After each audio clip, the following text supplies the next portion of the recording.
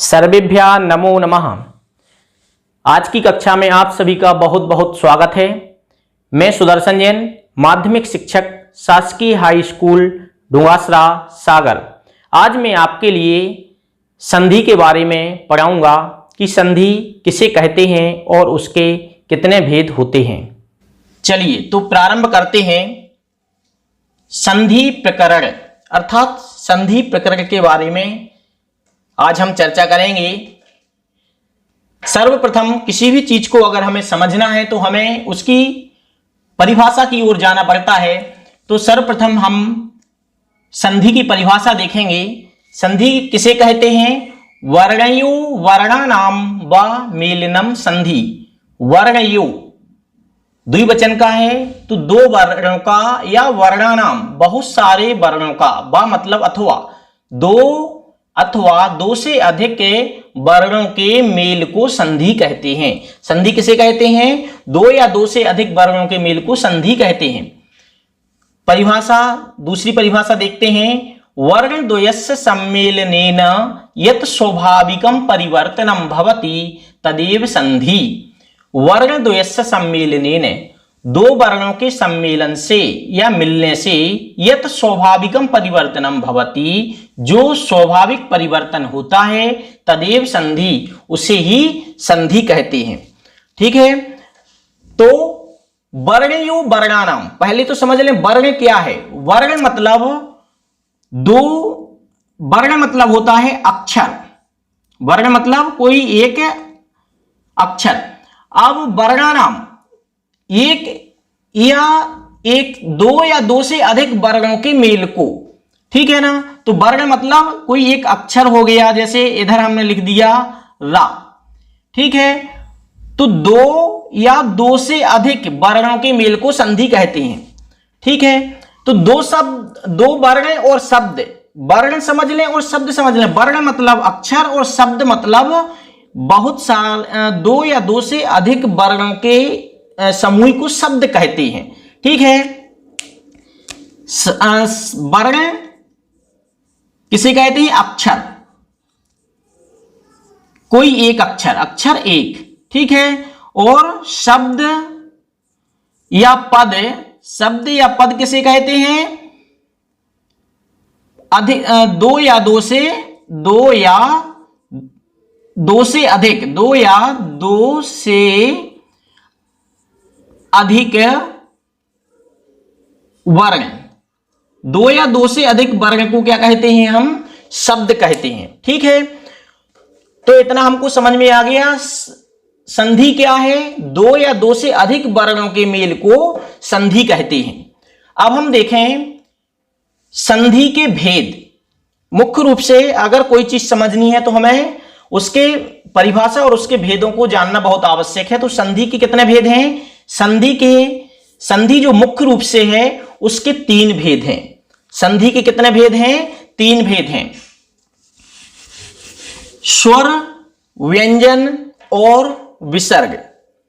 स्वर संधि, व्यंजन संधि और विसर्ग संधि। कितने भेद? स्वर, व्यंजन और विसर्ग। यहां पर मैंने अच भी लिखा है और यहां हल भी लिखा है। तो स्वर संधि को अच संधि भी कहते हैं। कैसे? अचो स्वरा, संस्कृत में एक सूत्र है अचो स्वरः। अचो स्वरः, अच के लिए जो अच प्रत्याहार है। अब ये प्रत्याहार कैसे हम समझेंगे? अभी इसको हम नहीं समझ रहे हैं। जो 14 माहेश्वर सूत्र हैं उसमें से आ से अयुर लिलिक से लेकर अच एवं आई औच तक जो चा आता है, तो आ से लेकर चा तक जो वर्ण आते हैं उनके लिए अच कहते हैं। और अच प्रत्याहार के लिए संस्कृत में सूत्र है अचो स्वरा, अच के लिए स्वर कहते हैं। इसलिए इसको यहां पर हमने स्वर संधि को अच संधि भी बताया। और व्यंजन संधि को हल संधि, व्यंजन संधि को हल संधि क्यों कहा? क्योंकि जो हलो एक संस्कृत में सूत्र है हलो व्यंजना, हलो व्यंजना, हलो व्यंजना, तो हल के लिए क्या कहते हैं? हल के लिए व्यंजन कहते हैं।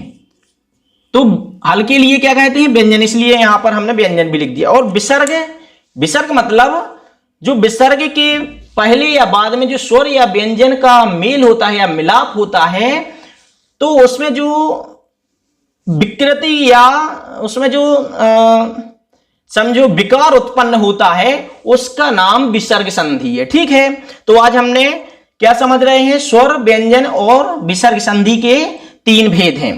अब हम देखें सर्वप्रथम जो स्वर संधि है, स्वर संधि के कितने भेद हैं? स्वर संधि के भेद हैं दीर्घ संधि, गुण संधि, वृद्धि संधि, यह संधि, अयादि संधि और पूर्व रूप संधि। ठीक है, ये स्वर संधि के भेद हैं। अब एक और मुख्य चीज हमें समझना है, जो स्वर संधि होती है वो ध्यान रखना 2 स्वरों के बीच में होती है। स्वर संधि किसके बीच में होती है? 2 स्वर के बीच में। और जो व्यंजन संधि होती है ये स्वर और व्यंजन के बीच में होती है। ठीक है ना, जो स्वर संधि होती है वो 2 स्वरों के बीच में ही होती है, जो व्यंजन संधि होती है वो स्वर व्यंजन और व्यंजन व्यंजन के बीच में होती है। और जो विसर्ग संधि होती है वो आपको अभी हमने बताया कि विसर्ग में जो विसर्ग के आगे पीछे जो भी स्वर या व्यंजन आता है उसका जो विकार होता है उसका नाम विसर्ग संधि है। चलिए, तो अब हम सर्वप्रथम दीर्घ संधि के बारे में चर्चा करेंगे। दीर्घ संधि, चलिए परिभाषा की ओर चलते हैं। हिंदी में हमने परिभाषा लिखी है कि सबको समझ में आए। आ ई उ री के बाद यदि आ ई उ री आए तो, ध्यान रखना, आ ई उ री से क्या समझना है? आ छोटा बड़ा दोनों, उसी प्रकार ई भी दोनों, ऊ भी दोनों, री भी दोनों। ठीक है, तो आ ई उ री के बाद यदि आ ई उ री आए तो दोनों के स्थान पर बड़ा आ, ई, ऊ और री हो जाएगा। ठीक है, परिभाषा में क्या समझ में आया? आ ई उ री के बाद अगर समान वर्ण आए, अर्थात बड़ा आ, बड़ी ई, बड़ा ऊ, ई ऊ री आए तो दोनों के स्थान पर बड़ा आ, बड़ी ई, बड़ा ऊ और बड़ी री हो जाएगा। अब हम उदाहरण के माध्यम से समझते हैं। हिम प्लस आलया, यहां पर 2 पद हैं, 2 शब्द हैं। हिम, नंबर 1 हिम, दूसरा आलया, दूसरा आलया। तो हिम, अब संधि हम कहां से करेंगे?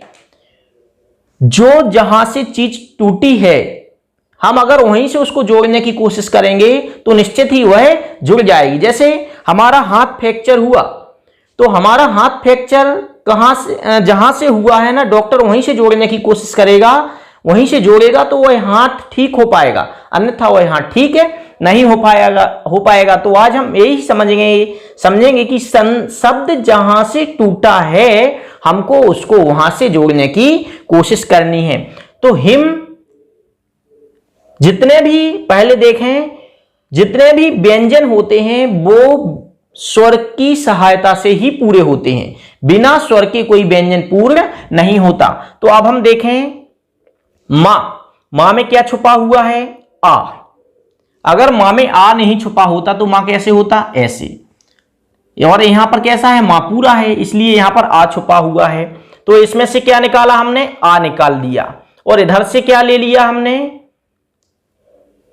बड़ा आ लिया। इनको क्यों लिया? क्योंकि अभी हमने चर्चा की कि हम किसको निकालेंगे? जिसमें द्वंद्व है, जिसमें लड़ाई है, जिसमें मतभेद है, मतभेद के कारण वो लोग अलग अलग हुए हैं। तो वो ही मतभेद को हमें खत्म करने के लिए हम सर्वप्रथम कहां चलेंगे? अब उनकी अदालत में चलेंगे, उनके जहां पर उसका न्याय होगा हम उसके पास चलेंगे। तो चलते हैं नियम की ओर, परिभाषा की ओर। तो यहां पर हमने शॉर्ट में लिखा है कि आ और आ, यदि आ के बाद आ आए तो ऐसी स्थिति में हम क्या करें? तो हमारा कानून नियम सुनाता है कि अगर आ के बाद आ आता है तो दोनों का एक ही आ होगा, बड़ा आ होगा, दोनों आ अलग अलग नहीं रह सकते। तो इस हिसाब से हमने इनको क्या किया, यहां पर आ और आ नियम के हिसाब से हमने इसको दोनों को बड़ा आ कर दिया। ठीक है, अब ये जिनमें द्वंद्व था, जिनमें लड़ाई थी, वो इकट्ठे हो गए। तो अब यहां जो शेष बचा था, यहां क्या बचा था, इसमें से हिम में से हमने आ निकाल लिया तो हलंत मां बचेगा। तो हिम, इधर क्या ला और यह। ठीक है, तो अब इन दोनों को, इन सबको हम जोड़ेंगे। कैसे जोड़ेंगे, ही म, आधी मां में बड़ा आ की मात्रा लगाएंगे तो हिमा, ला, अब इस ला का ला आ जाएगा और या का या, तो हिमालया। इस प्रकार से हमने संधि को संधि करना सीखा। तो एक चीज हमने इसलिए यहां पर सीखी, अब हर संधि में हम इसको आगे नहीं दोहराएंगे, तो अच्छे से जोड़ना सीख लो। ही मां के बाद अगर आधा व्यंजन कोई है, उसके बाद अगर कोई स्वर है, तभी वह व्यंजन पूर्ण हो सकता है। तो यहां मां के बाद बड़ा आ है, तो इधर इसको हमने इसमें जोड़ लिया तो बड़ा मां हो गया, ला का ला और या का या, हिमालय।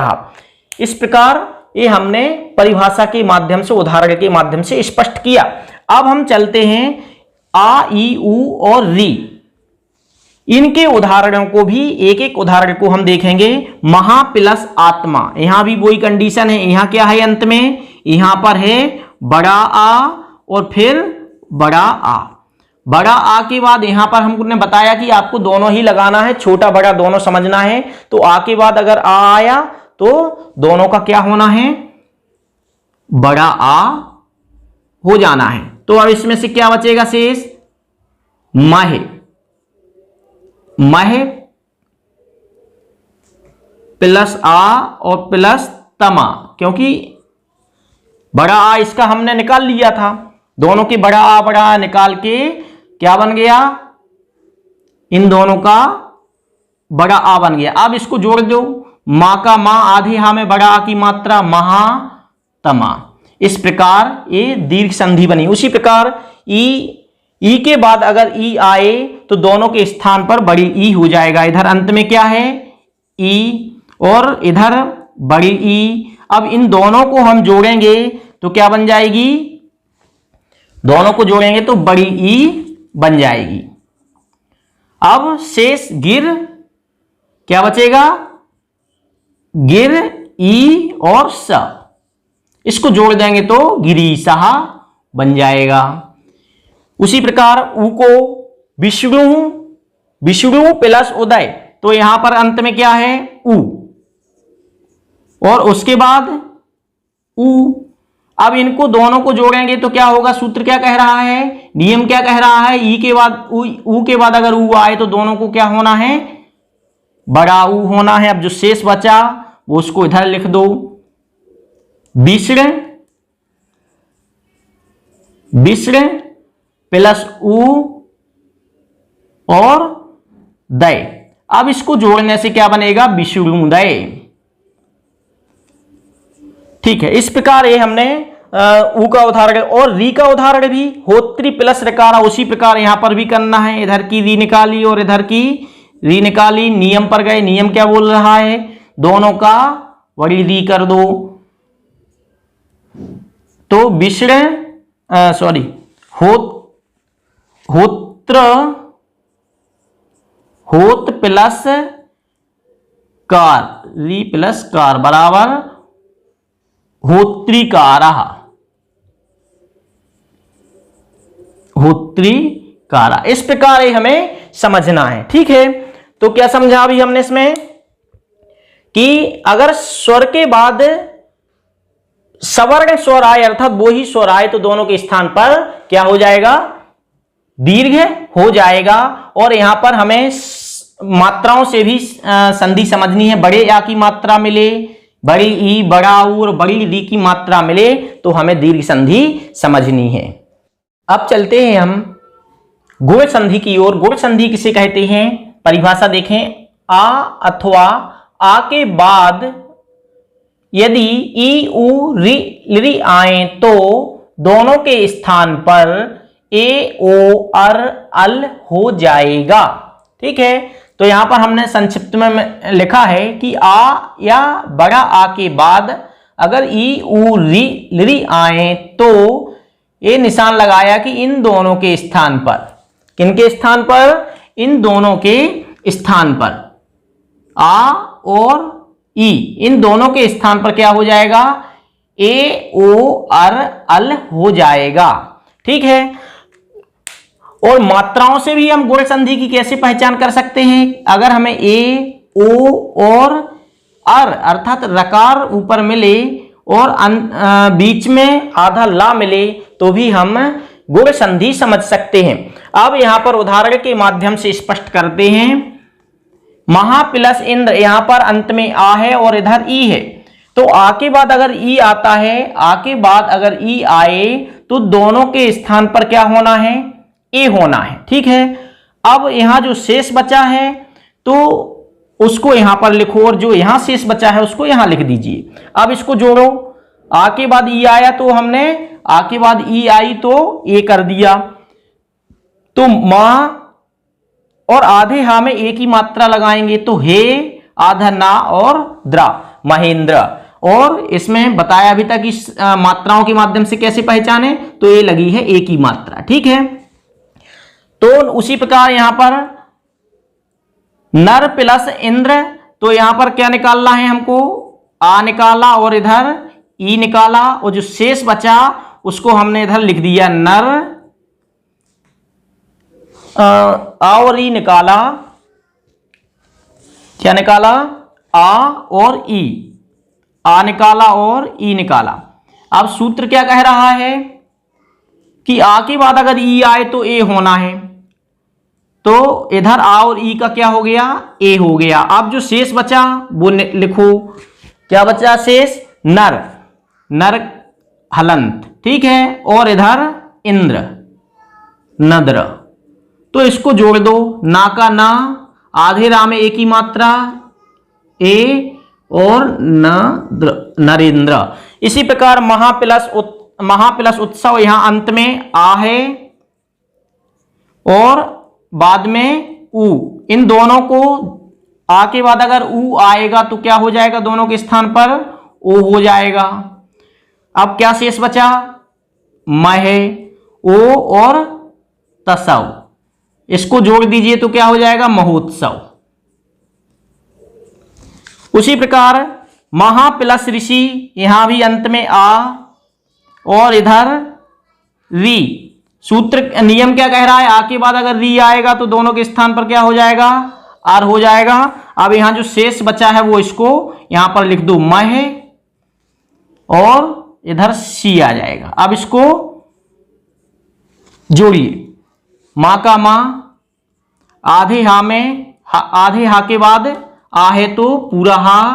अब ये रा के बाद कोई स्वर नहीं है तो ये रा की मात्रा कहां चली जाएगी, इधर महर्षि। उसी प्रकार तव प्लस लिरकारा, यहां पर क्या है, अंत में वा, अंत में क्या है, तव, तो आ और लिरी, आ के बाद अगर लिरी आए तो इधर क्या पहले बचेगा, तव प्लस आ के बाद लिरी आए तो इसको देखो, सबसे पहले आ के बाद लिरी आता है तो उसको अल कर देते हैं। ठीक है। अब शेष क्या बचा, कार। अब इसको जोड़ दो, ता का ता, वा में आ की मात्रा वा, ल कारहा, तवल कारा। इस प्रकार ये हमने गुण संधि पढ़ी। अब चलते हैं हम वृद्धि संधि की ओर। वृद्धि संधि किसे कहते हैं, यदि आ और आ के बाद यदि ए आई ओ औ आए तो दोनों के स्थान पर क्रमशः आई आई औ औ हो जाएगा। ठीक है। उदाहरण स्वरूप जैसे यहां पर सदा प्लस एब, तो इधर अंत में आ है और इधर ए है, तो सूत्र नियम क्या कह रहा है, आ के बाद अगर ए आए, आ के बाद अगर ए आए तो दोनों के स्थान पर क्या हो जाएगा, आई। और वा का वा हमने इधर ले लिया तो सा का सा, आधे दा में आई की मात्रा तो दई और वा सदैवो। इसी प्रकार हम चारों उदाहरण देखें। ए का अत्र प्लस ए, यहां पर अंत में आ है और इधर ए, तो इन दोनों को इधर निकाल दिया।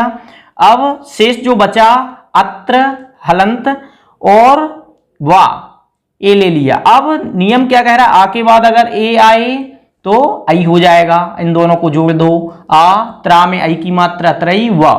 उसी प्रकार इधर आ इधर ए, दोनों को निकाला। अब शेष जो बचा उसको इधर म है और प्लस शौर्यम। अब इनको आ के बाद अगर ए आए तो दोनों के स्थान पर आई हो जाएगा और इसको जोड़ेंगे, माँ आधे हा में आई की मात्रा हाई शौर्यम महेश्वर्यम।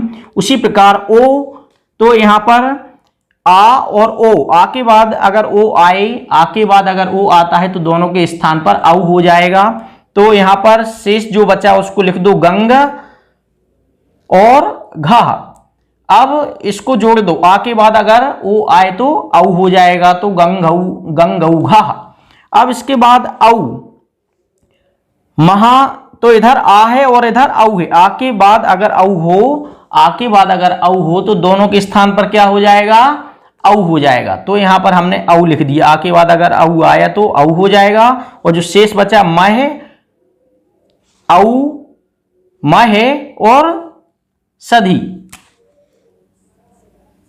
तो क्या हो जाएगा महौषधि। माँ का माँ आधे हा में औ की मात्रा महौषधि, तो ये महौषधि आ गया।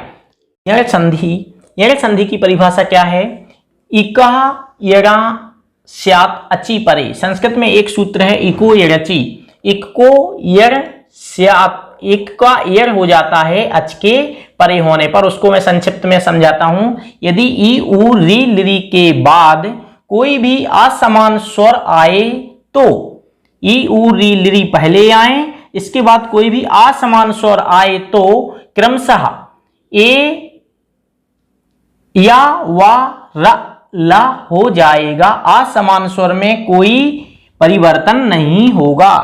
फिर से अच्छे समझना, अभी तक हम दोनों तरफ परिवर्तन करते हुए आए हैं, लेकिन अब जो यण संधि है उसमें सिर्फ पूर्व अर्थात प्रथम पहली तरफ ही परिवर्तन होगा, दूसरी तरफ परिवर्तन नहीं होगा। तो यहां पर ई उ री लिरी के बाद असमान स्वर आए तो जैसे एरो लगाया तो ई का या क्रमशः ऊ का वा, री का रा और लिरी का ला हो जाएगा। असमान स्वर में परिवर्तन नहीं होना, इसलिए वहां पर हमने कट कर दिया है। ठीक है, अब उदाहरण के माध्यम से समझें।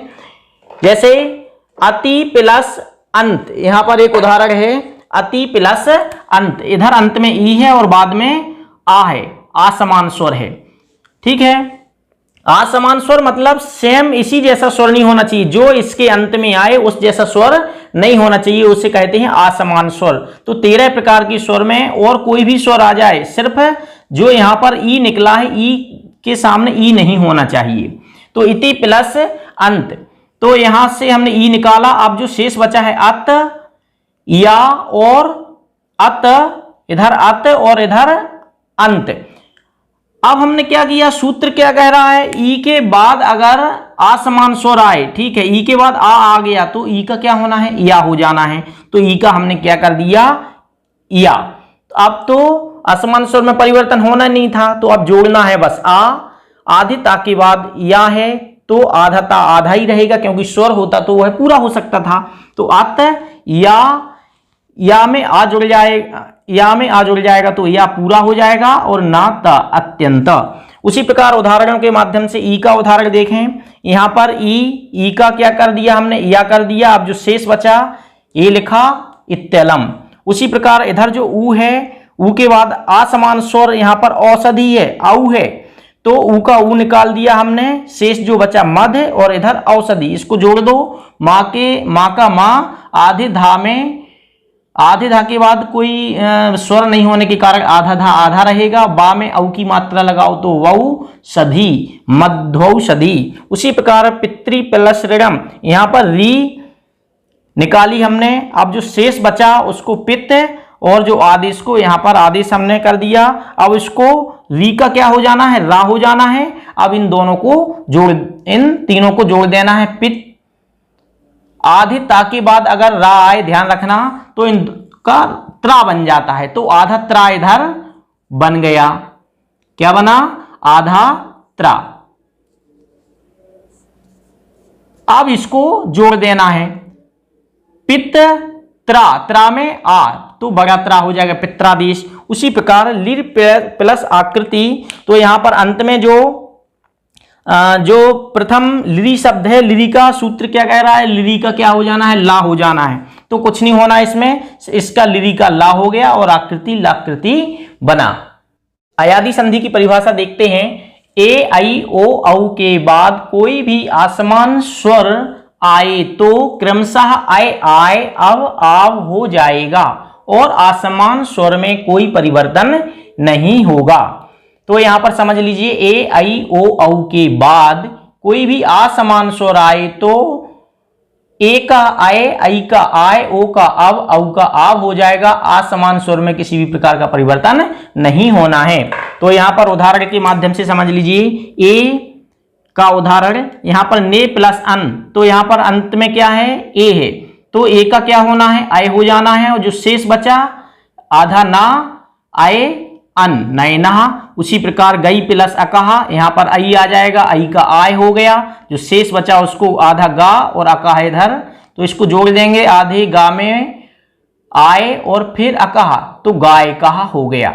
उसी प्रकार पो प्लस अन, यहां पर ओ है अंत में, तो ओ को इधर निकाल लिया, ओ का क्या होना है, अब हो जाना, ओ का अब हो जाना है, तो पा प्लस अब प्लस अन पवनहा हो गया। अब इसी प्रकार धौ प्लस अकहा, तो इधर औ है, औ का क्या हो जाना है, औ का हो गया आव, तो यहां हमने आव लिख दिया। अब जो शेष बचा धावा, आधा धा और अकहा, तो इनको जोड़ेंगे तो धाव कहा हो जाएगा। अब देखें पूर्व रूप संधि बिल्कुल सरल है। अगर पद के अंत में ए या ओ हो और आगे ह्रस्व आ हो अर्थात छोटा आ हो, तो आ के स्थान पर अवग्रह हो जाएगा, ठीक है ना, और कहीं किसी भी प्रकार का परिवर्तन नहीं होना। जैसे उदाहरण के लिए यहां पर हरे प्लस अब हरे, यहां पर एक ही मात्रा है, तो इस आ का क्या हो गया, अवग्रह हो गया, तो हरे बन गया। उसी प्रकार ए और ओ की मात्रा, यहां पर ओ की मात्रा है, ओ के बाद अगर आ है तो इस आ का अवग्रह हो जाएगा, विषडोभ हो गया। इस प्रकार आज हमने स्वर संधि पढ़ी। धन्यवाद।